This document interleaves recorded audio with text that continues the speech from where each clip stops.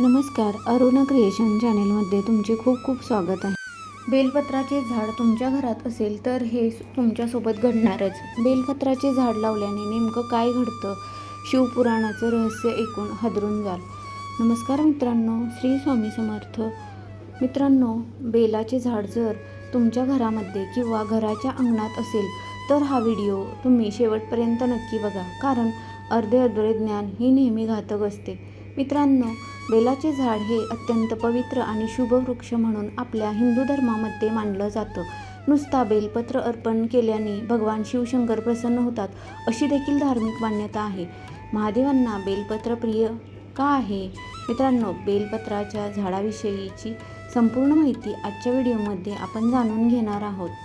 मित्रांनो, आपल्या महाराष्ट्रातील अनेक जुन्या घराच्या अंगणात तुम्ही बेलाचे झाड पाहिले असेल, पण तुम्ही कधी विचार केला आहे का, आपल्या पूर्वजांनी घरात आंबा, कडुलिंब आणि इतर झाडांबरोबर बेलाचे झाडही आवर्जून का लावलं असेल? यामागं नेमकं कोणतं रहस्य दडलेलं आहे?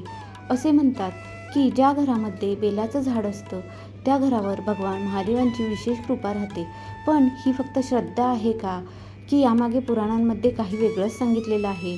आणि अनेक लोकांच्या नकळत बेलाच्या झाडाशी संबंधित अशा काही चुका घडतात का, ज्यामुळे त्यांना पुण्याऐवजी त्याचं फळ मिळत नाही, अशीही धार्मिक मान्यता आहे.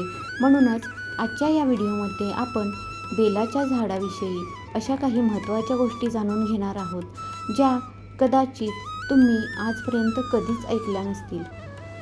तर घरात बेलाचं झाड असेल तर धार्मिक मान्यतेनुसार कोणतेही शुभ संकेत मानले जातात.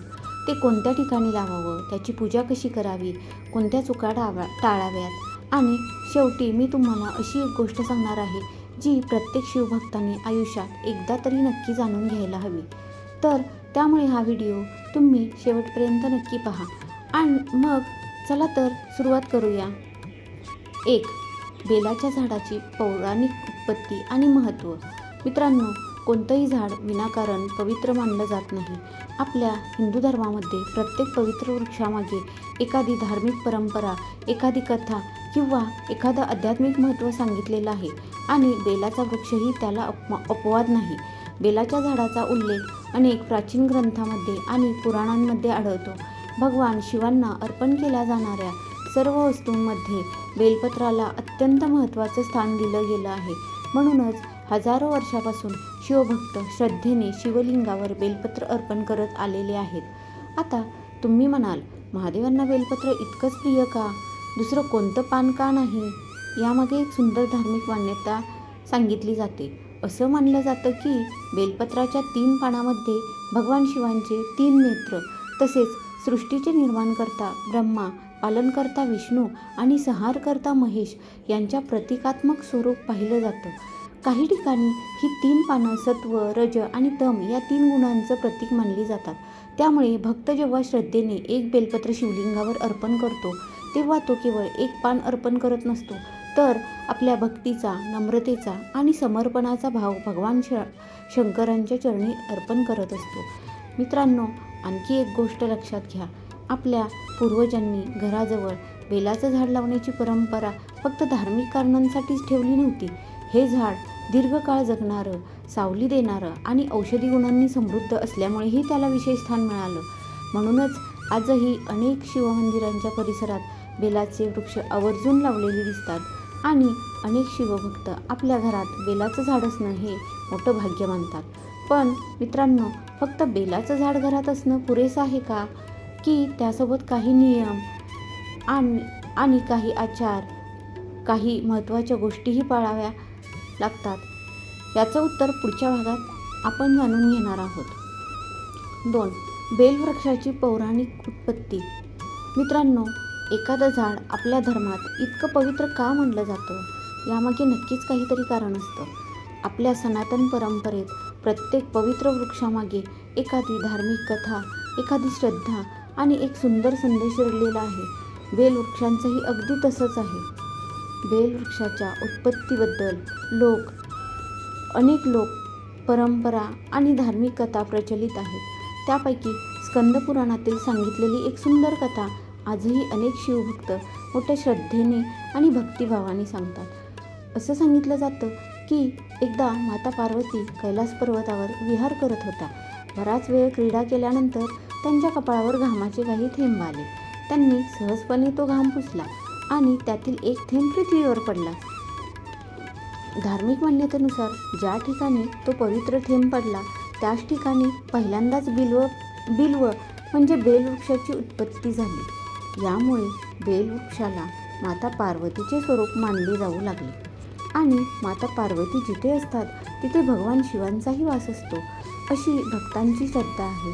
म्हणूनच भगवान महादेवांना बेलपत्र अत्यंत प्रिय मानलं जातं. आता तुम्ही कधी विचार केला आहे का, शिवलिंगावर नेहमी 3 पानाचंच बेलपत्र का अर्पण केलं जातं? यामागेही एक सुंदर धार्मिक अर्थ सांगितला जातो. त्या 3 पानामध्ये भगवान शिवांचे 3 नेत्र तसेच ब्रह्मा, विष्णू आणि महेश या त्रिदेवांचे प्रतिकात्मक स्वरूप पाहिले जाते. काही विद्वान या 3 पानांना सत्व, रज आणि तम या 3ही गुणांचेही प्रतीक मानतात. म्हणून जेव्हा एखादा भक्त श्रद्धेने बेलपत्र भगवान शिवांना अर्पण करतो तेव्हा तो फक्त 1 पान अर्पण करत नाही, तर आपल्या मनातील भक्ती, नम्रता आणि समर्पणाचा भाव महादेवांच्या चरणी अर्पण करत असतो. मित्रांनो, म्हणूनच आपल्या पूर्वजांनी बेलवृक्षाला केवळ एक झाड म्हणून पाहिलं नाही, त्यांनी त्याला श्रद्धेचं, भक्तीचं आणि निसर्गाशी असलेल्या आपल्या पवित्र नात्याचं प्रतीक मानलं. म्हणून आजही अनेक शिवमंदिरांच्या परिसरात बेलाचे वृक्ष आवर्जून लावलेले दिसतात आणि अनेक कुटुंबे आपल्या घरात बेलाचे झाड असणे हे मोठे सौभाग्य मानतात. पण मित्रांनो, घरात बेलाचे झाड असलं म्हणजे नेमकं काय शुभ मानलं जातं? धार्मिक परंपरेनुसार अशा घरात कोणते शुभ संकेत मानले जातात? चला आता या विषयाची सुरुवात करूयात. तर 3 घरात बेलाचे झाड असले तर पहिला शुभ संकेत असा असतो. मित्रांनो, आता आपण मुख्य प्रश्नाकडे येऊन, ज्यासाठी तुम्ही हा व्हिडिओ पाहत आहात, घरात बेलाचे झाड असेल तर खरंच काय घडतं, यामागे धर्मशास्त्र आणि आपल्या परंपरा काय सांगतात? सर्वात पहिली आणि सर्वात महत्त्वाची गोष्ट म्हणजे ज्या घरात बेलपत्राचे झाड असते ते घर भगवान शिवांच्या कृपेसाठी पात्र मानले जाते, अशी धार्मिक श्रद्धा आहे. आता याचा अर्थ असा अजिबात नाही की त्या घरात कोणतेही दुःख येणार नाही किंवा कोणतीही अडचण येणार नाही.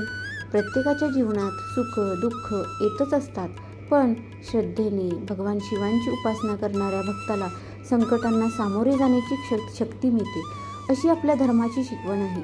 आपल्या महाराष्ट्रातही तुम्ही पाहिलं असेल, अनेक जुन्या शिवमंदिरांच्या परिसरात आवर्जून बेलाचे वृक्ष लावलेले असतात. हा केवळ योगायोग नाही, यामागे अनेक पिढ्यांची श्रद्धा आहे. कारण बेलपत्राशिवाय भगवान शिवांची पूजा अपूर्ण मानली जाते, अशी धार्मिक मान्यता आहे. म्हणूनच ज्या घरात अंगणात बेलाचं झाड असतं त्या घरातील लोकांना रोज ताजं बेलपत्र भगवान शंकरांना अर्पण करण्याचं भाग्य लाभतं. बाजारातून बेलपत्र आणण्याची गरज पडत नाही. सकाळी स्नान करून श्रद्धेने काही बेलपत्र तोडायची, महादेवांना अर्पण करायची आणि ओम नमः शिवाय या मंत्राचा जप करायचा. अनेक शिवभक्त आजही ही परंपरा जपताना दिसतात. महादेवांना बेलपत्र प्रिय आहे, पण त्याहून अधिक प्रिय आहे भक्ताचा निष्कपट भाव. जर मनात अहंकार, द्वेष आणि फसवणूक असेल तर केवळ हजारो बेलपत्र अर्पण करूनही काहीच उपयोग नाही. पण मनापासून केलेली एक छोटी पूजा देखील भगवान शंकर स्वीकारतात, अशी आपल्या धर्मात श्रद्धा आहे. म्हणून जर तुमच्या घरी बेलाचे झाड असेल तर त्याकडे एक झाड म्हणून पाहू नका, त्याची सेवा करा, त्याला पाणी घाला, त्याचा आदर करा आणि श्रद्धेने भगवान शिवांची उपासना करा. अनेक भक्तांचा अनुभव असा आहे की अशा नियमित भक्तीमुळे घरात शांततेचे आणि समाधानाचं वातावरण निर्माण होतं. पण मित्रांनो, बेलाचं झाड घरात असण्याचा हा पहिला शुभ संकेत आहे. यानंतरचा दुसरा संकेत असा आहे ज्याबद्दल फार कमी लोकांना माहीत असते. अनेकांना वाटतं की बेलाचं झाड फक्त पूजेसाठी उपयोगी आहे, पण आपल्या परंपरेनुसार त्याचं आणखी एक अत्यंत महत्त्वाचं आध्यात्मिक स्थान सांगितलं गेलं आहे. ते नेमकं काय आहे? चला पुढच्या भागात आपण जाणून घेऊयात. 4.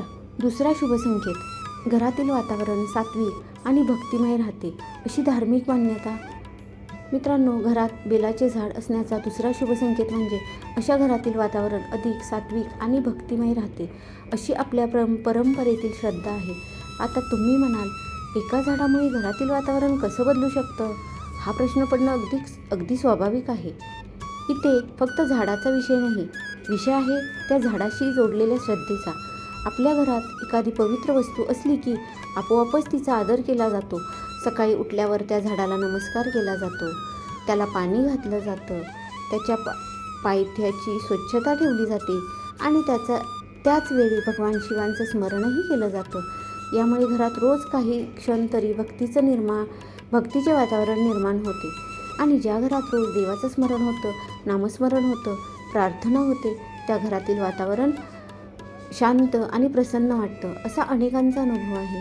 म्हणूनच आपल्या पूर्वजांनी कदाचित केवळ देवघरातच नाही तर अंगणातही तुळस, बेल, औदुंबर, पिंपळ यासारख्या पवित्र वृक्षांना स्थान दिले. कारण त्यांना वाटत होतं की माणूस जितका निसर्गाच्या जवळ राहील तितका तो देवाच्याही जवळ राहील. आजच्या धावपळीच्या जीवनात आपण अनेकदा तणाव, चिंता आणि अस्वस्थता अनुभवतो. अशा वेळी सकाळी काही मिनिटं बेलाच्या झाडाजवळ उभं राहून ओम नमः शिवाय या मंत्राचा जप करणं ही अनेक शिवभक्तांची वर्षानुवर्षाची परंपरा आहे. त्यामुळे मन शांत होतं, भक्ती वाढते आणि दिवसाची सुरुवात सकारात्मक भावनेने होते, अशी याची श्रद्धा आहे. पण इथे एक गोष्ट लक्षात ठेवा, केवळ बेलाचं झाड घरात लावलं म्हणून आपोआप सर्व काही बदलतं असं धर्म सांगत नाही. त्या झाडाचा आदर, त्याची सेवा, नियमित पूजा आणि मनापासून केलेलं नामस्मरण यालाच आपल्या परंपरेत महत्त्व दिलं गेलं आहे.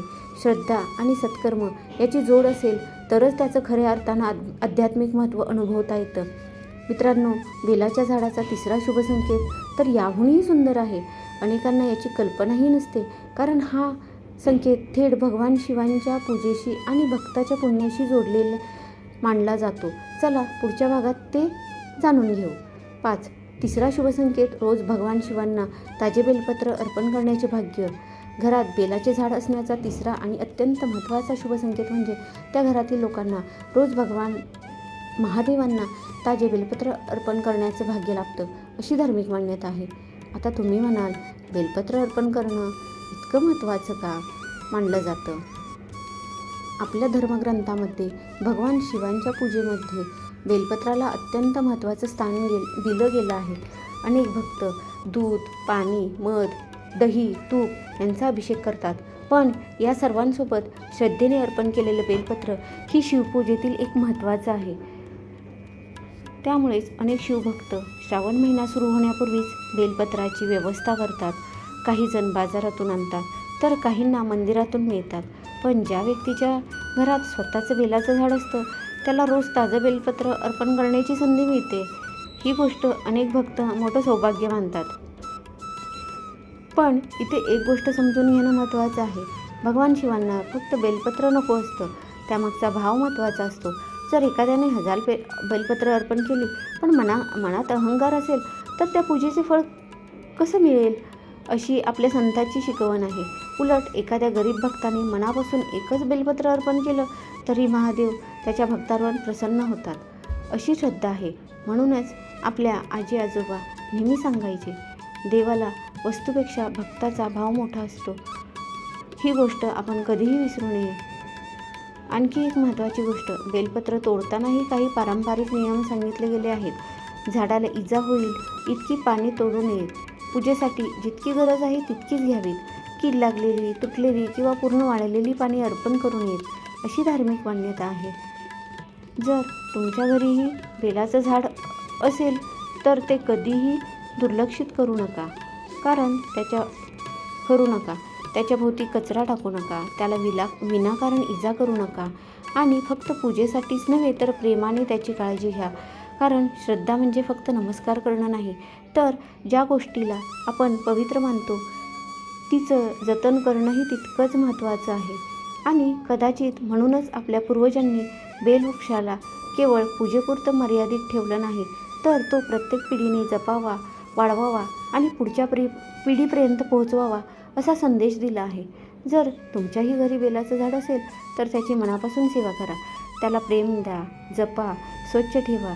शक्य असेल तेव्हा भगवान शिवांना श्रद्धेनं बेलपत्र अर्पण करा. हा व्हिडिओ तुम्हाला आवडला असेल तर कमेंटमध्ये हर हर महादेव असं लिहा. व्हिडिओला लाईक करा, आपल्या मित्रपरिवारासोबत शेअर करा आणि असेच श्रद्धापूर्ण माहितीपूर्ण व्हिडिओसाठी चॅनेलला सबस्क्राईब करा. धन्यवाद. श्री स्वामी समर्थ. हर हर महादेव.